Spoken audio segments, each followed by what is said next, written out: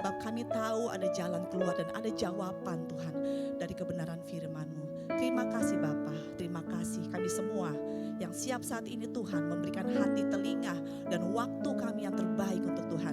Dan kami siap untuk diberkati oleh Tuhan. Di dalam nama Tuhan Yesus Kristus. Sama-sama kita berkata, puji nama Tuhan, silakan duduk. Halo semuanya, shalom. Kurang semangat, boleh sekali lagi shalom? Puji nama Tuhan, selamat Paskah. Ya, selamat Paskah, selamat memperingati hari kebangkitan Tuhan Yesus. Oke.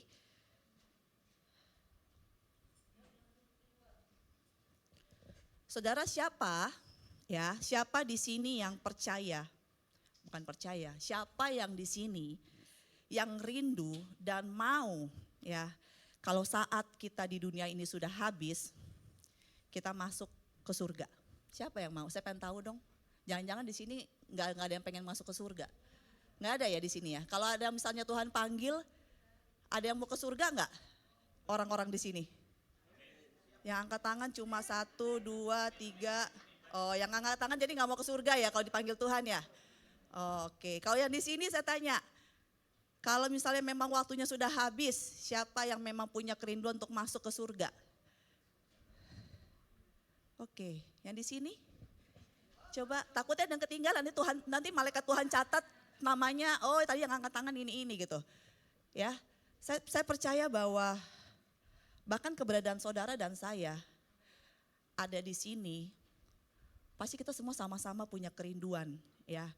Bahwa pada akhirnya ketika masa saudara dan saya habis, waktu kita di muka bumi ini habis, kita akan bisa bersama-sama dengan Tuhan di surga. Amin. Tapi pertanyaan saya kemudian, ya, ada nggak yang mau cepet-cepet ke surga? Tadi yang angkat tangan banyak loh, pada mau ke surga. Enak gak sih di surga saudara? Jujur. Terus ditanya, ada yang mau cepet-cepet nggak? Kalau diajak piknik nih misalnya kadang-kadang nih kalau misalnya suami saya kan orangnya suka jalan. Bisa taruh di grup. Besok kita jalan-jalan ya. Ya biasanya semangat tuh, oh ya ikut. Surga adalah sesuatu yang, apa ya, saya pernah bawa di sini sesuatu yang sangat indah yang dijanjikan kepada semua manusia. Sehingga akhirnya ya mungkin kalau boleh jujur itu adalah salah satu dari alasan ya. Kenapa kita mau setia, kita mau menyangkal diri kita. Tapi tadi saya tanya kan, semua orang kalau memang sudah saatnya mau ke surga. Tapi kalau saya tanya, di surga tuh pasti enak nggak? Pasti enak gitu katanya. Di surga tidak ada air mata.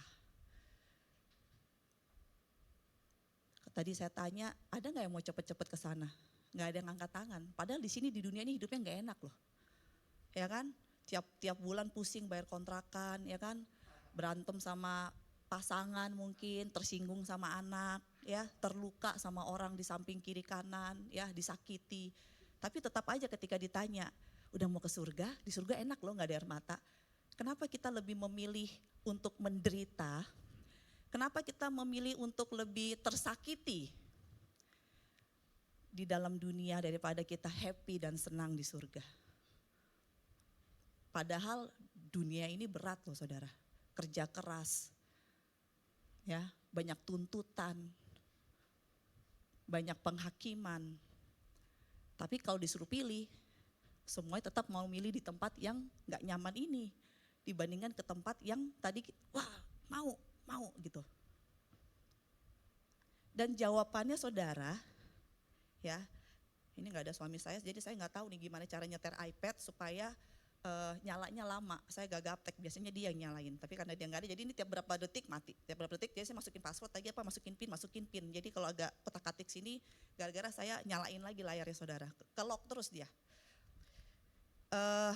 Jadi kenapa demikian kok kenapa saya? Ya saya teringat sayangnya saya yang lagi di sana. Jadi kenapa kita semua mau ke surga, ya kita rindu mau ke sana, tapi ketika ditanya untuk cepat-cepat nggak ada yang mau, ya. Itu jawabannya adalah gini saudara, karena sesungguhnya dari kita kecil, ya, dari kita kecil sampai kita dewasa, mungkin sampai kita ada sampai saat ini, tanpa sadar ya, kita menangkap sebuah pesan yang menakutkan, yang mengerikan tentang sebuah kematian. Ya. Jadi walaupun surga itu indah, kita tahu bahwa kita harus mati dulu, Saudara. Dan gak ada yang mau mati, Saudara. Kecuali kalau saya bilang, siapa yang mau diangkat hidup-hidup? Pasti tadi saudara langsung mau. Besok diangkat hidup-hidup mau, tapi kok besok mati dulu, gak ada yang mau pasti. Kenapa? Karena buat kita selama ini kita diajar oleh dunia ini, oleh lingkungan, oleh pemahaman-pemahaman yang masuk, bahwa kematian itu adalah sesuatu yang menakutkan. Makanya gak ada orang yang mau mati, saudara. Walaupun di balik kematian itu ada janji-janji yang luar biasa. Makanya kita kalah iman kita sama yang saudara kita itu.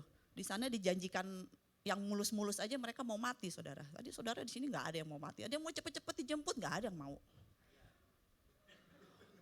Haleluya. Bini mau katanya saudara. Perlu mau didoain Ben. Misi ini pelayanan misi dia nanti didoain kalau gitu. Jadi saudara ya tanpa sadar bahwa kematian itu sesuatu yang mengerikan, menakutkan dan dihindari oleh semua orang, saudara. Ya, saya ingat karena kecil saya masih dengan iman saya yang lama, ya. Kalau kami itu di iman yang lama termasuk orang-orang yang lebih sering ya, mungkin untuk pergi ke kubur dibandingkan sesudah saya menjadi orang percaya.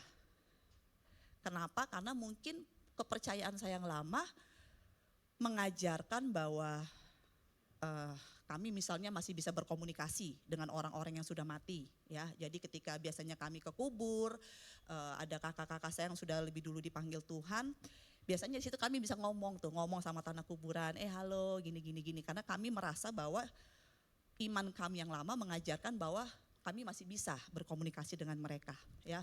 Bahkan biasanya waktu itu karena kami mungkin ngerasa nggak jago doa dalam bahasa-bahasa asing, kami seringkali memanggil orang bayar ya, karena biasanya mereka udah ada ready di tempat-tempat kuburan, kami bayar dia kasih misalnya uang 10.000, 20.000, dia yang baca-baca doa-doa lah ya, pakai bahasa-bahasa Arab atau segala macam. Tapi kami jujur nggak tahu artinya apa yang dia ngomongin gitu.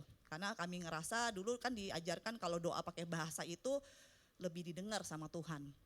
Nah, bahkan dari kecil pun kami tanpa sadar diajar ya, misalnya kalau lewat kuburan kita harus memperlakukan misalnya kuburan dengan hormat. Misalnya kalau lewat kita ngomong permisi ya, jangan itu tuh kepalanya jangan, permisi gitu loh. Ya, karena takut tuh jangan sampai nanti kok injak tuh orang yang di dalam itu marah, gentayangin, didatengin saudara. Ya. Kecil juga saya nggak tahu dengan saudara, saya juga pernah dengar ada sebuah larangan nggak boleh nunjuk kuburan. Ada nggak yang pernah dengar begitu? Kuburan itu nggak boleh ditunjuk gitu katanya nggak hormat, nanti waktu kecil ya, atau jarinya bisa putus. Saya bingung tuh itu ajaran dari mana, tapi saya sempat takut saudara. Jadi saya ingat banget kalau sampai nggak sengaja kayak itu apa, terus di situ ada kuburan. Saya kalau nggak salah harus masukin jari saya ke mulut atau diludah-ludahin gitu saudara, dijilat-jilat untuk supaya nggak putus itu jari saudara. Tapi sebegitu menakutkannya ya, bahwa segala sesuatu yang berhubungan dengan kematian itu menakutkan saudara.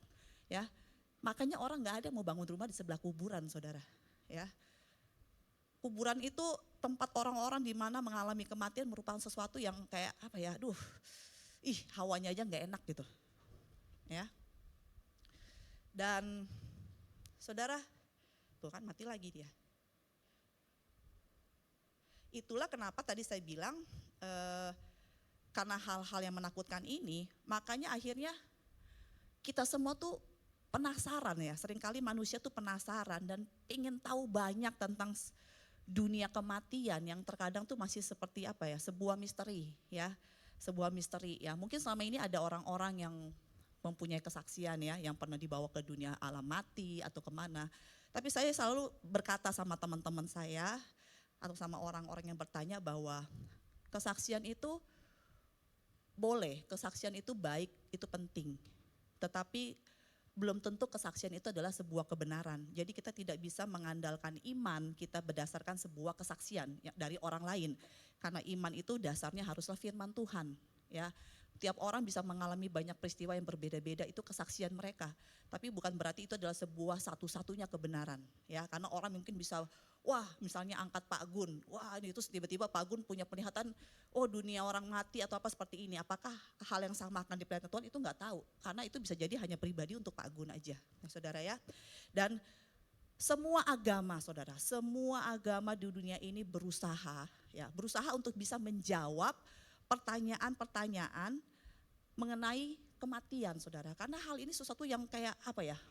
Aduh, enggak deh, gitu loh. Takut gitu loh. Kayak sebuah hukuman yang kayak udah, gitu, saudara ya.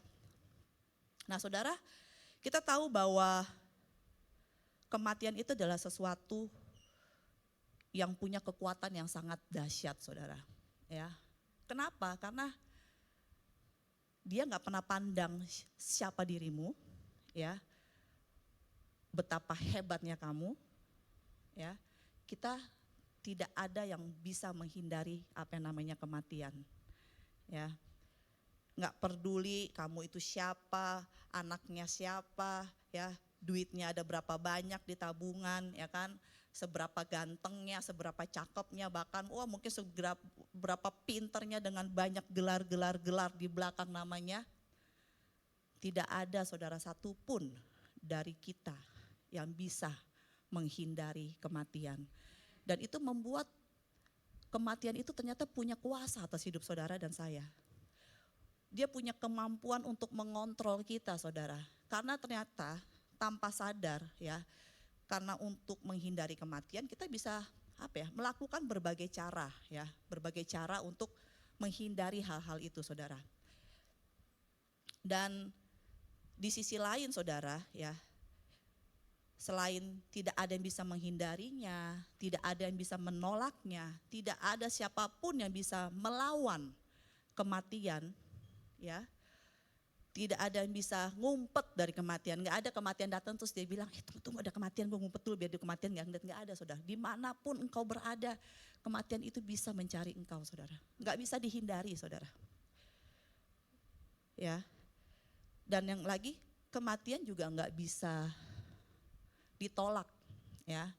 Kita mungkin ada orang-orang yang bilang apa? Tolak bala, tolak miskin, tolak apalah segala macam, bisa mengusahakan, tapi nggak ada juga orang yang bisa menolak kematian, saudara. Ketika dia datang, ya, mungkin yang selama ini kita bisa lakukan adalah kita menunda, ya. Kita menunda kematian itu bisa dengan cara apa? Misalnya merawat tubuh kita dengan baik, menjaga kesehatan, itu hanya atau mungkin lewat berbagai macam kecanggihan, misalnya gagal ginjal, cangkok ginjal, ya, dengan teknologi kedokteran yang ada, kita bisa menunda dia datang, tetapi kita tidak pernah bisa menolak kalau memang waktunya dia sudah datang, saudara. Dan hal inilah yang mungkin, ya, tanpa sadar juga membuat saudara dan saya, ya, jujur kita semua tuh takut mati loh, saudara. Ya. Nggak tahu dengan saudara, ya. Dulu saya sama Pak Jeff kalau naik pesawat, Pak Jeff tuh selalu mesti minum obat penenang karena dia panik, saudara, kalau dalam pesawat, ya. Terus banyak teman-teman saya juga pelayanan, saudara, udah orang gereja, udah apa, bukan masalah tentang wah nggak percaya sama iman ya, iman Tuhan bakal jaga, bukan masalah itu, tapi intinya yaitu dalam hati setiap manusia nggak ada orang yang mau mati, saudara, nggak ada yang mau. Jadi ketika naik pesawat gitu, ya, kayak saya mulai gerak-gerak dikit, darah Yesus, gerak lagi, Tuhan apakah ini sudah waktunya, Tuhan jangan, terus langsung minta ampun, ingat sebuah dosa, belum minta ampun sama siapa, ya Tuhan ampuni ini, terus sampai ngomong Tuhan kalau sampai ada apa-apa bikin pingsan aja Tuhan biar gak berasa, pokoknya udah segala macam deh. Setiap pesawat udah goyang kadang-kadang nyesel, ngapain sih kakinya gatel jalan-jalan melulu, mendingan di rumah, kan sekarang goyang-goyang nih, udah harusnya belum mati jadi mati. Jadi banyak pikiran-pikiran yang menakutkan, saudara, ya. Dan itu membuat kita tanpa sadar mengakui bahwa wah gila loh, kekuatan kematian itu sungguh dahsyat dan kuasanya itu luar biasa atas hidup saudara dan saya. Karena kita gak bisa menolaknya, kita gak bisa mengontrolnya, kita gak bisa menghindarinya, saudara. Nah, saudara, pertanyaannya sekarang gini, saudara tahu gak dari mana kematian itu berasal? Biasanya kita bilang, oh kematian tuh ulahnya iblis. Tapi saudara, saya siang hari ini mau menyatakan bahwa saudara, kematian itu bukan diciptakan oleh iblis. Tapi kematian itu diciptakan oleh Allah. Sebab Tuhan sendirilah yang pertama kali memperkenalkan tentang kematian kepada Adam. Ya, kita buka firman Tuhan dalam Kejadian 2 ayat 16 sampai dengan 17. Ya, Kejadian 2 ayat 16 sampai dengan 17 ya. Dengan jelas di sini firman Tuhan berkata, lalu Tuhan Allah memberi perintah ini kepada manusia, semua pohon dalam taman ini boleh kau makan buahnya dengan bebas. Next. Tetapi pohon pengetahuan tentang tentang yang baik dan yang jahat itu, janganlah kau makan buahnya. Sebab pada hari engkau memakannya, sama-sama baca? Pastilah engkau mati. Ya, jadi yang pertama kali memperkenalkan kematian itu bukan iblis, saudara. Tetapi justru Tuhanlah yang menciptakan kematian bersama-sama dengan ketika dia menciptakan adanya kehidupan. Jadi kehidupan dan kematian itu adalah sesuatu yang selalu ada bersama-sama, saudara. Ya, Tuhan yang menciptakan kematian ada. Tetapi satu hal yang saudara harus pahami, bahwa kematian yang Tuhan ciptakan itu pada saat itu, saudara, ya, dia dalam kondisi tidak aktif, saudara. Kematian ada saat itu, saudara. Tapi kondisinya saat itu dia mati. Dia ada, tetapi dia tidak berfungsi.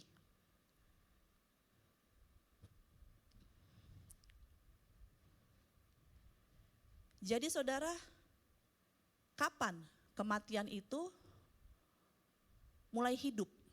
Ya, saya katakan bahwa Tuhanlah yang menciptakan kematian bersama-sama dengan kehidupan. Ya, dikatakan di situ pertama kali bahwa Tuhanlah yang memperkenalkan kepada Adam bahwa kalau engkau makan buahnya, dikatakan apa? Pastilah engkau mati. Mungkin saat itu Adam juga nggak ngerti apa sih mati, apa sih maksudnya gitu. Tapi intinya kematian itu sudah ada saat itu. Tapi saya tegaskan bahwa kematian pada saat itu diciptakan Tuhan tanpa kehidupan, saudara. Dia ada, tetapi dia tidak aktif. Lalu kapan kematian itu mulai aktif, saudara? Kapan kematian itu mulai hidup? Saudara, kematian ya baru diaktifkan, kematian baru bisa hidup, kematian baru punya kuasa, punya kekuatan ya. Ketika apa, saudara? Ketika manusia tidak mentaati Allah. Kematian ada, tapi dia nggak berfungsi, saudara, saat itu. Yang membuat kematian itu berfungsi menjadi hidup adalah ketika Adam dan Hawa tidak taat sama Tuhan. Dia yang mengaktifkan kematian itu dan memberi kematian itu kehidupan. Dalam ayat berikut dijelaskan bahwa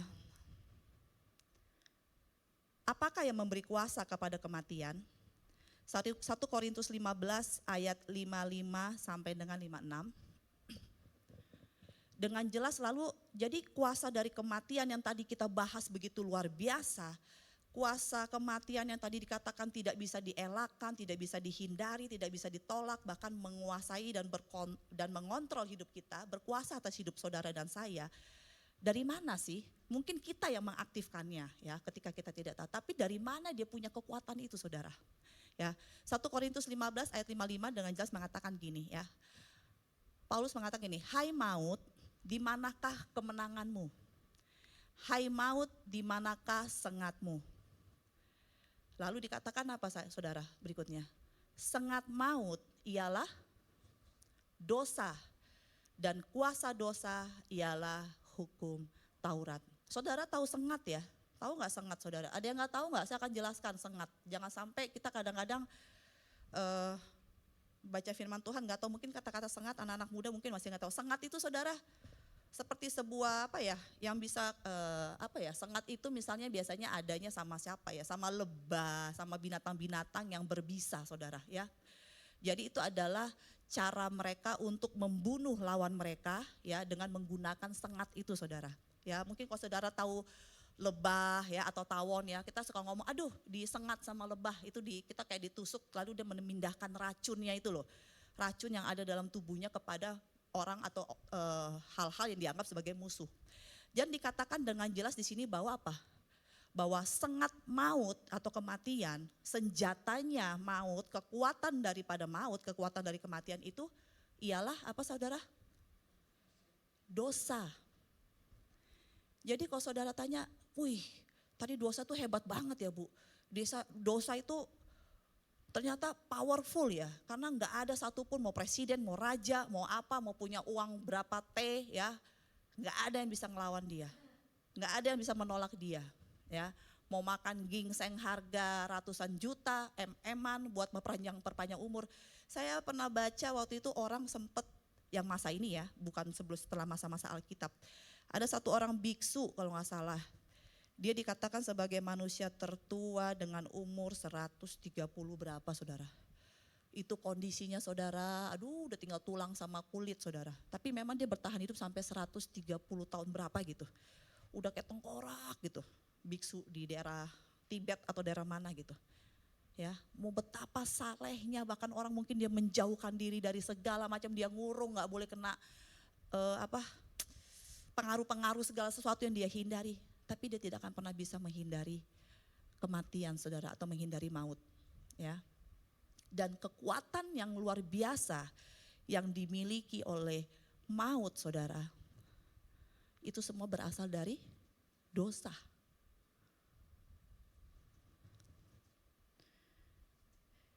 Jadi sekali lagi kematian mendapatkan kekuatannya dari siapa saudara? Dari siapa tadi saya katakan bahwa dari siapa kira-kira kematian mendapatkan kekuatannya? Siapa sih yang memberikan kematian itu kekuatan? Siapa yang memberikan kematian atau maut kuasa untuk mempunyai otoritas dalam hidup kita? Siapa saudara? Jawabannya adalah saudara dan saya. Kitalah yang memberikan dia otoritas. Kita yang menghidupkan dia, kita yang memberikan dia kuasa. Kuasa apa saudara? Untuk membunuh kita saudara. Kita yang melakukan hal itu saudara. Dan begitu juga sebaliknya. Kalau kita mengambil ya sesuatu yang kita berikan kepada maut ya, kita memberikan sesuatu kepada maut, yaitu kita memberikan dosa kepada maut supaya dia bisa membunuh kita, dia punya kuasa untuk membunuh kita. Hal ini juga terjadi sebaliknya saudara. Ketika kita menghilangkan dosa yang menjadi sumber kekuatannya, maka secara otomatis maut juga tidak punya kuasa untuk membunuh saudara dan saya. Karena dikatakan sengat maut itu dari mana? Dari dosa saudara. Ketika dosa tidak ada, sengatnya udah gak ada saudara. Bisanya udah gak ada, kekuatannya udah gak ada lagi saudara. Ya. Tapi masalahnya bagaimana cara kita untuk untuk mengambil hal yang membuat maut itu berkuasa saudara. Bagaimana cara kita untuk mengambil dosa?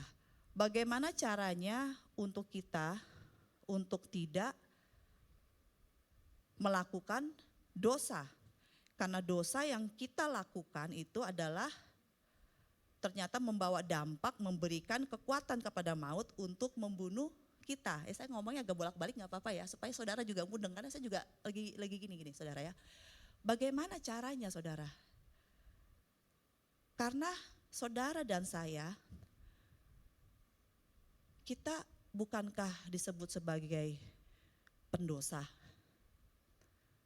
Bagaimana caranya orang-orang yang disebut sebagai pendosa, pembuat dosa, bisa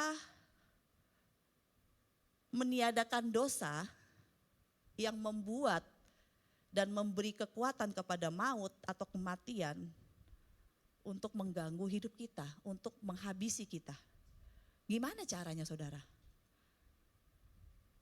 Satu-satunya senjata, satu-satunya kekuatan yang menghidupkan kematian adalah dosa. Jadi kalau saudara dan saya mau kematian tidak berkuasa, jawabannya bahwa dosa harus dihilangkan. Tapi bagaimana caranya? Karena sesungguhnya saudara dan saya, kita ini disebut adalah orang-orang berdosa. Gimana caranya seorang pendosa yang segala sesuatu yang dilakukannya adalah dosa, bisa meniadakan dosa? Saudara, kita tuh sebenarnya ada dalam sebuah kondisi yang buntu, saudara. Apapun yang saudara dan saya lakukan tuh gak ada jalan keluarnya. Gak ada yang bisa saudara lakukan dengan kekuatanmu untuk menghindari maut, saudara.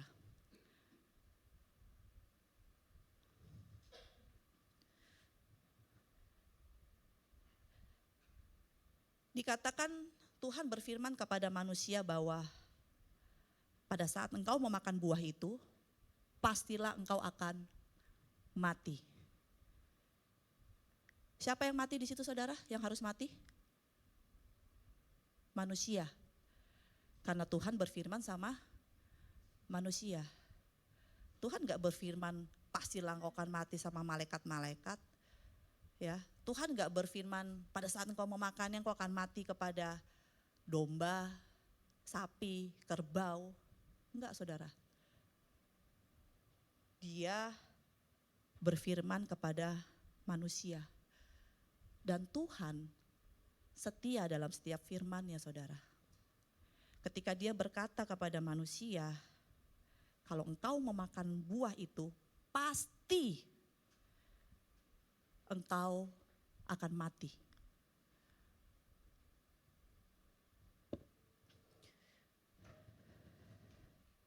Dan ketika kemudian manusia melakukan hal itu, saudara, tidak ada jalan keluar bagi kita, ya, bahwa kita semua juga harus mati, saudara.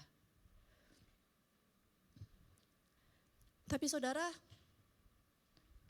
Tuhan itu sangat mengasihi saudara dan saya. Dia sangat-sangat mengasihi saudara dan saya. Ya, dikatakan bahwa dia menulis nama saudara di telapak tangannya. Firman-Nya mengatakan bahwa saudara dan saya adalah biji matanya. Gak ada orang yang suka nusuk-nusuk biji matanya, saudara. Ya, kelilipan aja kita langsung gitu. Siapa yang suka ngulek-ngulek biji matanya? Tuhan sudah menggambarkan betapa pentingnya saudara dan saya untuk dia, saudara. Dan untuk itulah kemudian dia mengadakan berbagai macam cara karena dia setia dengan perkataannya. Dia setia dan dia harus membela keadilannya, saudara. Bahwa orang ya yang tidak mentaati setiap perintahnya, maka dikatakan pada saat itu kepada manusia bahwa engkau akan mati. Tuhan mengasihi saudara dan saya hingga kemudian Tuhan membuat berbagai cara. Dengan cara apa saya? Dia menukar kematian saudara dan saya dengan apa? Berbagai cara. Dia bilang oke, bawa domba, bawa kerbau, bawa sapi, ya, bawa burung, bawa tepung, bawa apa saja untuk menggantikan apa? Ganjaran yang seharusnya saudara dan saya terima. Ya. Tapi dia tahu bahwa sampai kapanpun hal itu tidak akan pernah bisa membenarkan, tidak akan pernah bisa sesuai dengan apa yang telah dia firmankan. Ya, bahwa ketika dikatakan seorang manusia harus mati, tidak ada yang pernah bisa menggantikannya. Ketika dikatakan manusia harus mati, maka memang harus ada manusia yang mati. Tetapi Tuhan gak mau saudara dan saya mati. Lalu apa yang dia lakukan, saudara? Dia mengambil sebuah tindakan karena dia tahu saya nggak mau anak-anak saya mati. Yang dia lakukan adalah, kalau gitu, karena nggak bisa, Tuhan nggak bisa mati karena harus manusia yang mati, saudara. Itulah sebabnya kemudian dia mengatakan, kalau begitu, kalau memang untuk menyelesaikan masalah dosa ini, seorang manusia harus mendapatkan sebuah ganjaran akibat ketidaktaatannya. Tuhan lalu mengambil sikap bahwa, oke, let me do it. Aku yang akan mengambil semua hal itu. Dengan cara apa? Dengan cara dia menjadi manusia. Karena memang manusialah yang harus mati, saudara. Tuhan berfirman sama manusia, engkau pasti mati. Tapi dia mengasihi saudara dan saya, dan dia nggak mau saudara dan saya mati. Maka dia mengambil tindakan bahwa, oke, aku yang akan melakukan, aku yang akan menanggung apa yang telah kufirmankan. Dengan cara apa? Seorang manusia harus mati. Oleh karena itu Tuhan mengambil rupa sebagai seorang manusia. Dan dia lahir ke dunia sebagai manusia. Tapi problem berikutnya adalah saudara dan saya tahu, saudara, bahwa Yesus memang lahir sebagai manusia. Tetapi dia tidak memiliki dosa, saudara. Saudara dan saya, kita lahir melalui darah dan daging. Yesus adalah satu-satunya manusia yang lahir tanpa benih laki-laki. Dia lahir dari benih Roh Kudus. Sehingga tidak ada benih Adam, laki-laki dalam darahnya. Hal itu yang membuat Yesus itu berbeda dengan saudara dan saya. Dia memang manusia, tapi dia tidak mewarisi dosa, saudara. Sedangkan tadi dikatakan bahwa maut itu, kematian itu punya hak, punya kemampuan untuk membunuh, ya. Kalau dia menemukan dosa. Yesus sudah datang ke dunia sebagai manusia. Tapi maut tidak menemukan dosa dalam hidup Yesus. Sehingga dia nggak bisa gitu loh membunuh Yesus. Yesus bilang, oke, saya menggantikan dosa ini, nggak bisa. Karena nggak ada dosa. Yesus tidak memberikan hak kepada maut untuk mengambil nyawanya, saudara. Lalu Tuhan mulai kembali berpikir, iya ya, nggak punya dosa gitu. Kemana? Kemana dia harus mencari dosa? Dia baru ingat anak-anaknya banyak, saudara. Banyak koleksi dosa. Ya, dia melihat, oh iya, manusia-manusia yang dia kasihi itu dosanya banyak banget, saudara. Ya, lalu kemudian apa yang dia lakukan? Dia menjadikan dirinya yang tidak berdosa itu menjadi berdosa. Dengan cara apa? Dia mengambil setiap dosa yang ada dalam hidup saudara, hidupmu, hidupmu, dan hidupku. Ya, dia mengambil semua dosa manusia pada saat itu, dosa orang-orang yang dia kasihi. Ya, untuk apa?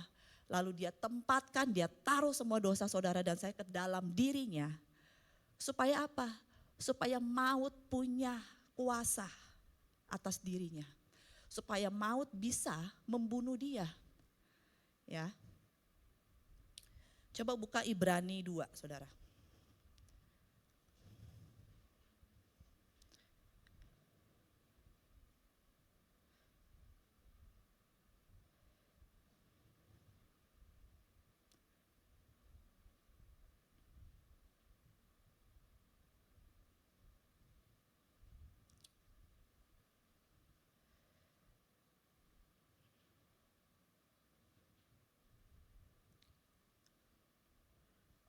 Bukan Ibrani 2. Yohanes 10 ayat 17 sampai dengan 18. Yohanes 10 ayat 17 sampai dengan 18. Ya. Yohanes 10 ayat 17 dan 18. Firman Tuhan dikatakan begini. Bapa mengasihi aku, Yesus, ya. Oleh karena aku memberikan nyawaku untuk menerimanya kembali. Tuhan berkata gini, tidak seorang pun mengambilnya daripadaku, melainkan apa? Akulah yang memberikannya menurut kehendakku sendiri. Aku berkuasa memberikannya, memberikan nyawa, dan berkuasa untuk mengambilnya kembali. Inilah tugas yang kuterima dari Bapa. Ya, jadi dikatakan maut itu nggak punya kuasa atas Yesus. Yesuslah yang mengambil sebuah tindakan untuk memberikan kuasa kepada maut untuk bisa membunuh dirinya. Untuk bisa mengambil nyawanya. Dikatakan bahwa akulah yang memberikan nyawaku. Gak ada seorang pun yang bisa mengambil nyawaku. Kenapa? Karena dia gak berdosa, saudara. Dia gak punya dosa, maut gak punya kuasa. Sebab yang menghidupkan maut adalah dosa. Yesus gak berdosa, saudara. Tapi dikatakan kemudian, aku memberikannya menurut kehendakku, saudara. Karena apa? Dia bilang, karena aku tahu, aku berkuasa memberikannya dan aku juga berkuasa untuk mengambilnya kembali. Saudara,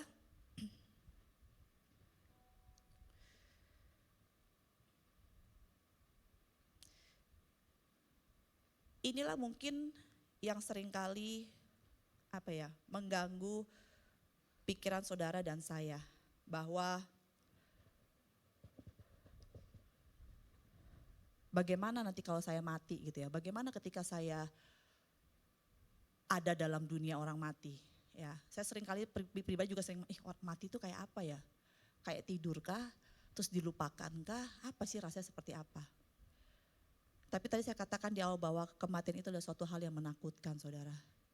Ya.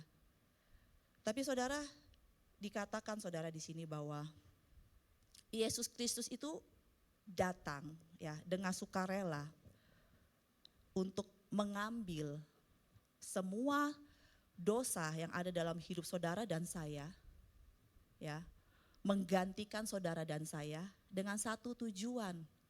Dia tahu bahwa ketika dia mengambil semua dosa kita dan menaruh dalam dirinya, maka maut tidak lagi punya kuasa atas hidup saudara dan saya.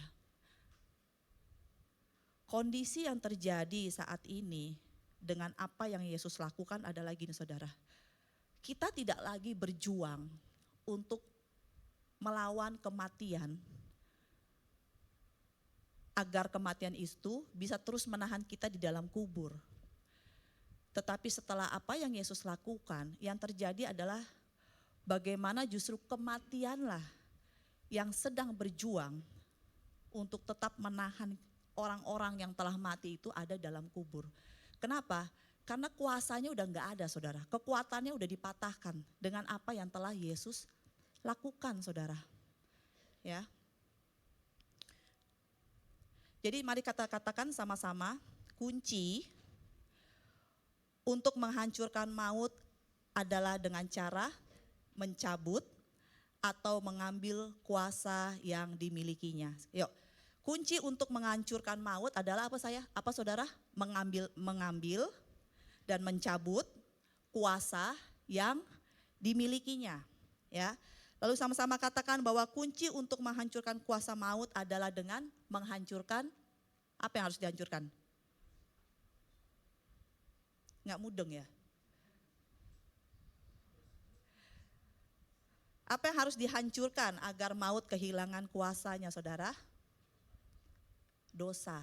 Ya, saudara harus ingat bahwa kuncinya hanya ada di dosa.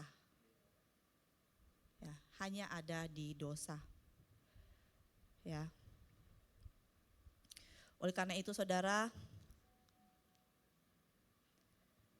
kebangkitan tubuh bukanlah suatu hal yang seharusnya kita kejar. Nggak perlu, saudara. Karena kebangkitan tubuh itu sebenarnya adalah sebuah efek natural. Ya, kebangkitan tubuh itu adalah sebuah akibat yang terjadi secara natural ketika Ketika kematian kehilangan kekuatannya. Ya, jadi nggak perlu, saya akan bergumul Saya akan bergumul dengan sekuat tenaga. Wah, jaga hidup kudus supaya nanti saya dibangkitkan pada akhir zaman bersama Tuhan. Enggak perlu, saudara. Karena tubuhmu secara alami, secara natural akan bangkit karena apa? Karena kematian yang menahan engkau itu udah gak punya kuasa lagi. Udah gak punya kekuatannya lagi. Itu adalah dampak natural, sama ketika saudara makan, efeknya kenyang. Gak usah engkau bergumul, aku harus kenyang. Wah, kenyang, perutku kenyang. Enggak, saudara. Yang harus saudara lakukan adalah makan. Begitu juga kalau engkau dibangkitkan, gak usah sampai yang kau lakukan cuma satu, hancurkan kuasanya. Hancurkan dosa, saudara. Dan kita tahu bahwa dosa sudah dihancurkan. Ya. Saudara, dikatakan gini, Matius 20 ayat 28 firman Tuhan berkata bahwa sama seperti anak manusia datang bukan untuk dilayani melainkan untuk melayani dan untuk memberikan nyawanya menjadi tebusan bagi banyak orang. Ya, dikatakan Yesus itu datang bukan untuk dirinya sendiri, bukan untuk main-main, bukan untuk kepentingannya. Dia datang dengan satu tujuan yang jelas, yaitu apa? Memberikan nyawanya menjadi tebusan bagi banyak orang. Lalu Ibrani 9 ayat 22. Ibrani 9 ayat 22 berkata, dan hampir segala sesuatu disucikan menurut hukum Taurat dengan darah. Ya, segala sesuatu, hampir, enggak segala sesuatu, hampir segala sesuatu disucikan menurut hukum Taurat dengan darah. Dan tanpa penumpahan darah tidak ada pengampunan, saudara. Ya. Saudara, tadi saya katakan bahwa kematian itu adalah kepunyaan Tuhan. Ya. Dia menciptakan kematian itu ada, tapi Tuhan menciptakan kematian tanpa sebuah kuasa. Tuhan menciptakan kematian yang mati, saudara. Tapi kemudian, saudara, iblis memakai saudara dan saya, ya, mempengaruhi manusia pada saat itu, ya, untuk tidak mentaati Allah. Karena apa? Karena iblis tahu, saudara, ya, ketika dia bisa membawa manusia untuk tidak mentaati Allah, dia nggak perlu repot-repot untuk ngebunuh saudara dan saya. Dia nggak perlu repot-repot untuk membawa saudara ke dalam maut. Karena yang melakukannya itu kematian. Kematian sendiri akan mengejar saudara dan saya. Kematian yang akan menangkap kita, saudara. Nggak perlu iblis capek-capek. Yang dia lakukan adalah apa? Membuat saudara dan saya tidak mentaati Allah. Itu aja yang dilakukan, bisik-bisik. Ngapain ya udah, ngapain ngampunin, udah ngapain, bego ngampunin orang. Udah marah aja, itu orang memang perlu dikerasin. Atau misalnya, aduh udah sekali-sekali lah, masa orang terus yang untung, sekali-sekali lu untung gak apa-apa kok. Sekali-sekali gak jujur gak apa-apa. Maksudnya yang dia lakukan hanya itu. Bagaimana saudara tidak mentaati Allah, bagaimana saudara bisa melakukan dosa. Karena ketika saudara melakukan hal itu, udah dia tinggal duduk santai-santai. Sebab kemudian kematianlah yang mengerjakan tugas berikutnya. Dia akan mengejar saudara dan saya. Mengikat saudara dan saya bersama-sama dengan dia selama-lamanya. Jadi dosalah yang kemudian memberikan hak kepada kematian untuk membunuh saudara dan saya. Begitu juga dengan sebaliknya, ketika kita bisa menghilangkan dosa, kita menghilangkan haknya kematian untuk mengambil hidup saudara dan saya. Saya undang pemain musik untuk bangkit naik ke atas panggung. WL Singer juga boleh. Saudara, lalu apa sih sesungguhnya arti kebangkitan Yesus?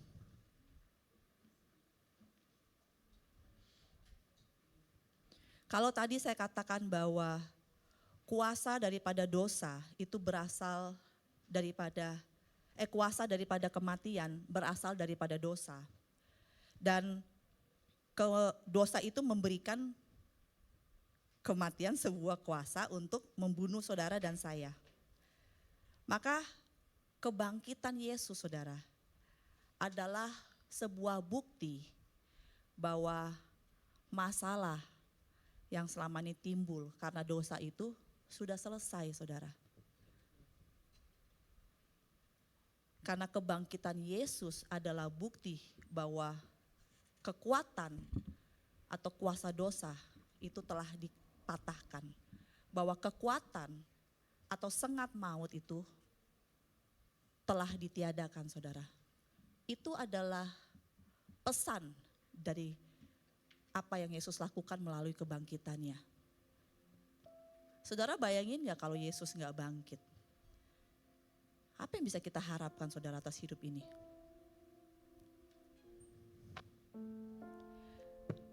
Kebangkitan Yesus memberikan pesan bahwa dosa itu sudah dihancurkan, saudara. Itu buktinya bahwa dia bangkit. Kebangkitan Yesus adalah sekali lagi bukti bahwa apa yang akan mengikat saudara dan saya itu telah dipatahkan, bahwa apa yang tadi kita takutkan, saudara, itu udah gak ada lagi kuasanya, saudara. Sebab hidup yang saudara dan saya miliki di dalam kerajaan Allah saat ini, maut itu sudah kalah, saudara. Ya, buat engkau dan saya, ya, buat kita semua yang ada dalam kerajaan Allah, hidup dalam kerajaan Allah. Kalian dengar pada siang hari ini, maut itu sudah dikalahkan. Jadi engkau dan saya, kita gak perlu lagi takut, saudara. Saudara dan saya gak perlu lagi takut akan apa yang namanya kematian. Karena kematian sudah tidak punya kuasa lagi atas hidup saudara dan saya. Hal itu dibuktikan bahwa ada bangkitnya orang yang telah mati, yaitu Yesus. Dia berkata bahwa aku adalah jalan kehidupan, aku adalah kebangkitan.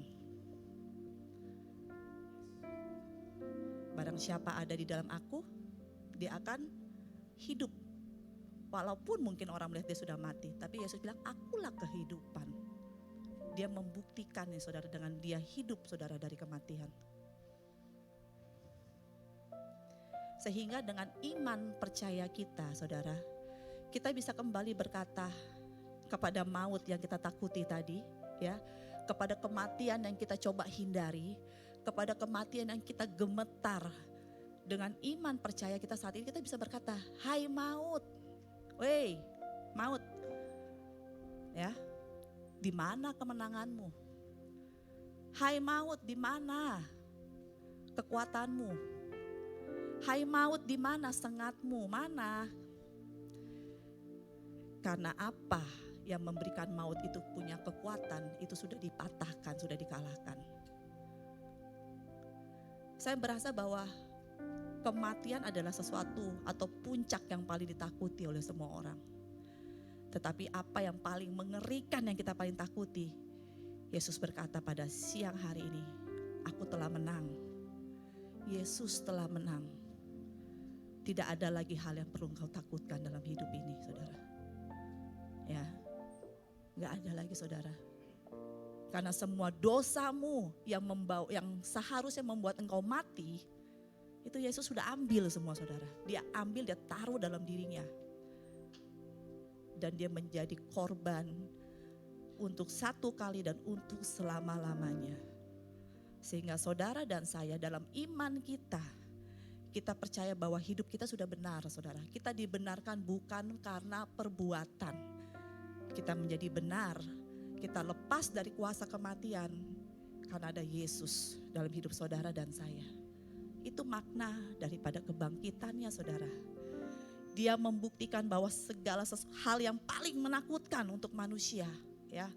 Sebab dikatakan, saudara, dikatakan dalam ayat firman Tuhan di sini, saudara, ya, bahwa saudara tahu nggak bahwa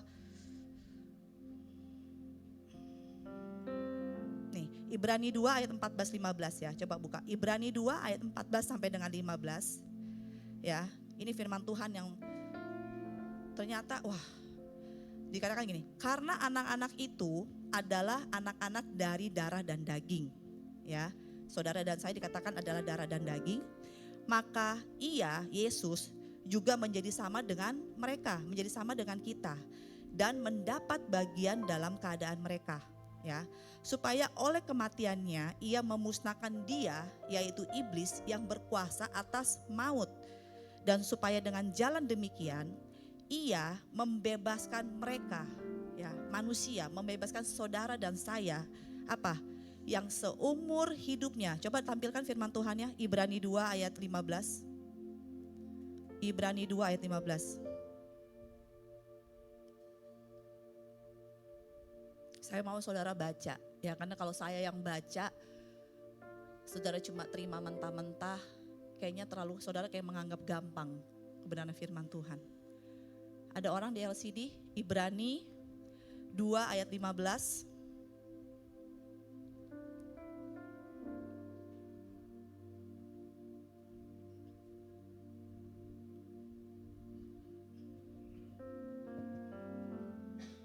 Ya, tadi dikatakan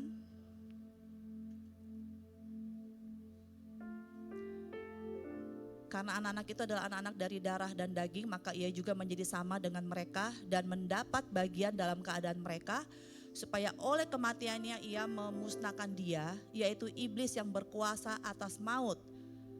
Dan saya suka, yuk sama-sama baca, yuk 3, 2, 1.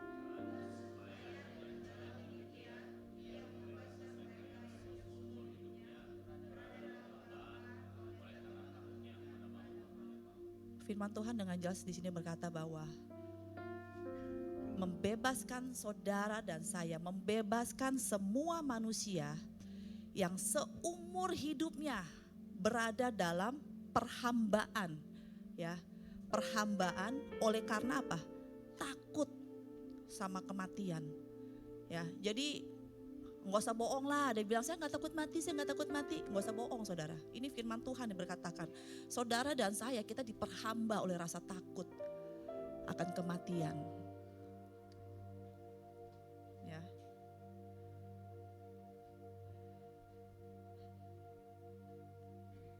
Saya nggak tahu dengan hidup saudara saat ini.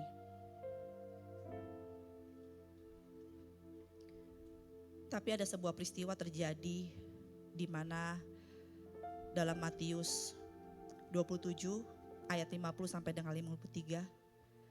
Matius 27 ayat 50 sampai 53.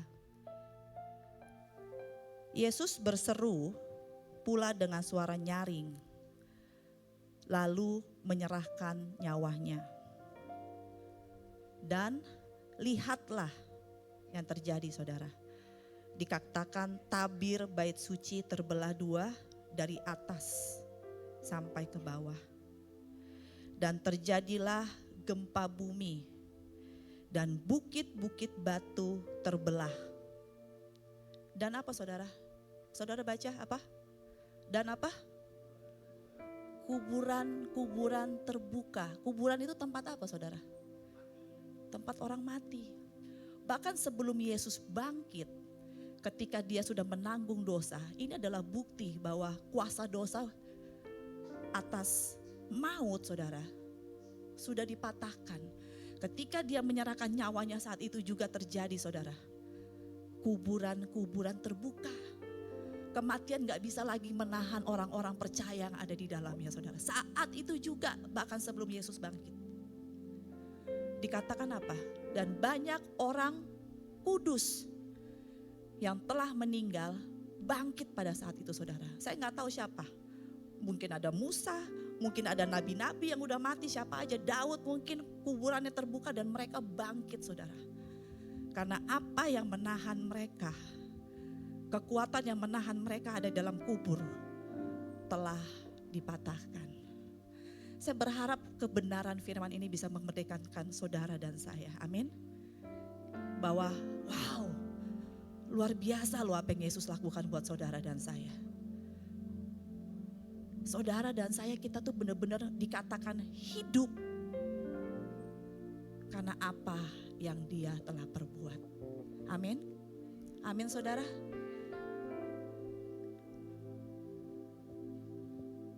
Mari Mari kita bangkit berdiri saudara. Kita bangkit berdiri dan kita renungkan kebenaran firman Tuhan ini saudara. Buat engkau yang selama ini masih merasa terbelenggu ya. Engkau yang masih merasa, wah Tuhan, masih punya rasa takut saudara. Saya cuma kembali mau ingatkan apa yang kau khawatirkan saudara. Apa yang engkau khawatirkan, sebab hal yang paling tertinggi, puncak dari segala ketakutan kita, itu ternyata sudah dimatikan, sudah dikalahkan.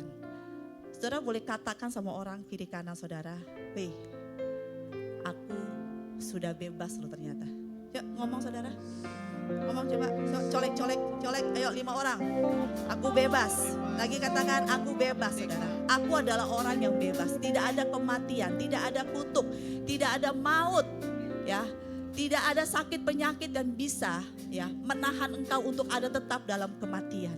Ya, kalaupun saatnya engkau akan mati, Tuhan berkata engkau akan bangkit saudara. Engkau akan bangkit ya. Itu dibuktikan ketika dia menyerahkan nyawanya, dikatakan firman Tuhan berkata apa?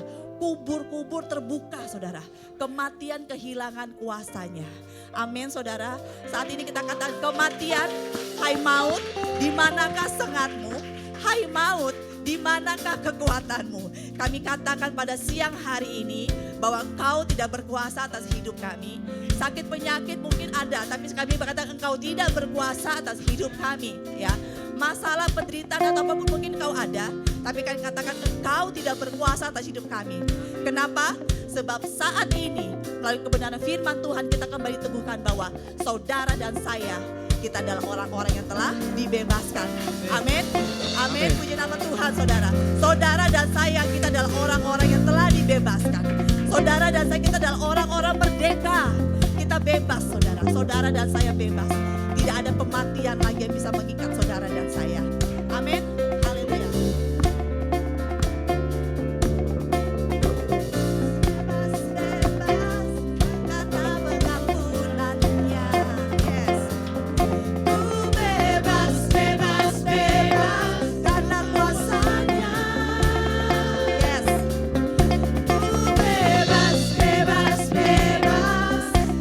Tinggal di dalamku.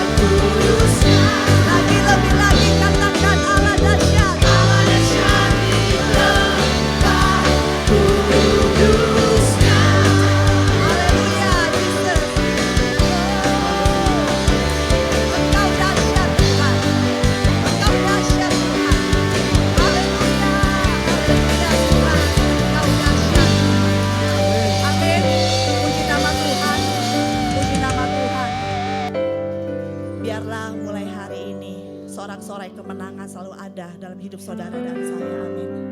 Jangan lagi engkau berjalan dalam dunia ini seperti orang-orang yang kalah. Ya, sebab kebenaran firman Tuhan telah datang kepada saudara dan saya bahwa Tuhan, thank you Lord, bahwa apa yang paling kutakutkan yaitu kematian udah gak lagi berkuasa hidupku. Ya, kita akan berjalan di dalam dunia ini sebagai orang-orang yang lebih daripada pemenang, saudara. Lebih daripada pemenang. Sebab engkau dan saya, kita adalah orang-orang yang bebas, saudara. Engkau dan saya adalah orang yang bebas, amin. Saya mau lihat dong sekali lagi sorakan orang-orang yang sudah dibebaskan. Mana sih? Mana sih orang-orang yang sudah dibebaskan oleh Tuhan? Haleluya. Ya, biarlah saat ini hidup saudara dan saya bisa memancarkan kemenangan yang sejati itu. Sebab raja itu telah menang, saudara. Dan engkau dan saya yang ada dalam kerajaannya, kita juga mengalami kemenangan yang sama. Bapa, saat ini Tuhan, kami ada berdiri Tuhan, dengan iman dan dengan keberanian Tuhan. Kami bisa memanggil Engkau sebagai Bapa, bukan karena perbuatan kami, tapi karena ada darah Yesus. Sebab karena apa yang telah Dia perbuat dalam hidup kami Tuhan. Kami dipindahkan dari sebuah posisi kepada suatu posisi yang jauh lebih tinggi Tuhan. Kami adalah anak-anak kerajaan. Kami adalah pewaris kerajaan.